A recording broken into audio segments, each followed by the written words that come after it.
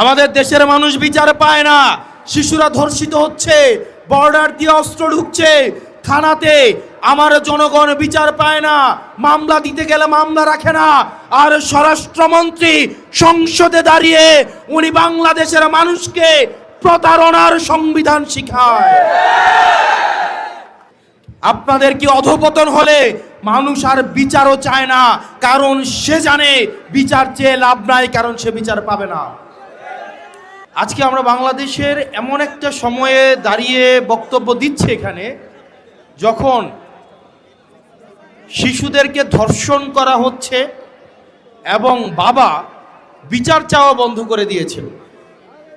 বাবা বিচার চাচ্ছে না কি কারণে? বাবা বিচার চাচ্ছে না কারণ এই বিচার ব্যবস্থার উপরে বাবার বিশ্বাস নেই।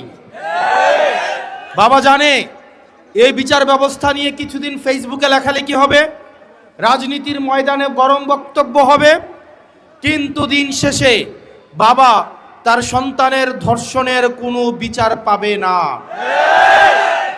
এই বিচার ব্যবস্থা জনগণের বিচার নিশ্চিত করতে পারে নাই, অন্যায়ের বিচার নিশ্চিত করতে পারে নাই, আমাদের স্বাস্থ্য ব্যবস্থা আমাদেরকে সুস্বাস্থ্য দিতে পারে নাই। আমাদের দেশের নেতারা যারা স্বাস্থ্যের দায়িত্বে থাকেন, জনপ্রতিনিধিরা, তারা ছুটি পেলে নিয়মিত চেকআপের অংশ হিসেবে সিঙ্গাপুর এবং থাইল্যান্ডে যায়। তাদের সন্তানদেরকে তারা বিদেশে রেখে তারা পড়াশোনা করায়। যেই লোকটা বাজারে জিলাপি বানায়, আপনি যদি ওই লোকটাকে বলেন ভাই আপনি জিলাপিটা খান, সে যদি জিলাপি খাইতে অস্বীকৃতি জানায়, এই জিলাপির প্রতি কি আপনার আস্থা থাকবে? যেই লোকটা এখানে চটপটি বিক্রি করে, ওই লোকটাকে যদি বলেন এই চটপটিটা আপনি খান, উনি যদি বলে যে না এটা আমি খাবো না, আমি অন্য জায়গা থেকে চটপটি কিনে আইনা খাবো, ওই লোকের চটপটি কি আপনি কিনা খাবেন? তা আমাদের দেশের যারা স্বাস্থ্য মন্ত্রণালয়ের দায়িত্বে, যারা শিক্ষা মন্ত্রণালয়ের দায়িত্বে, যারা দেশের দায়িত্বে, তারাই দেশের সুযোগ সুবিধা ভোগ করে না, বরং তারা বিদেশ থেকে দেশের টাকা পাচার করে সেখানে গিয়ে সুযোগ সুবিধা নেয়। এবং এটা জনগণের সাথে প্রতারণা করা, এটা জনগণের সাথে প্রতারণা করা।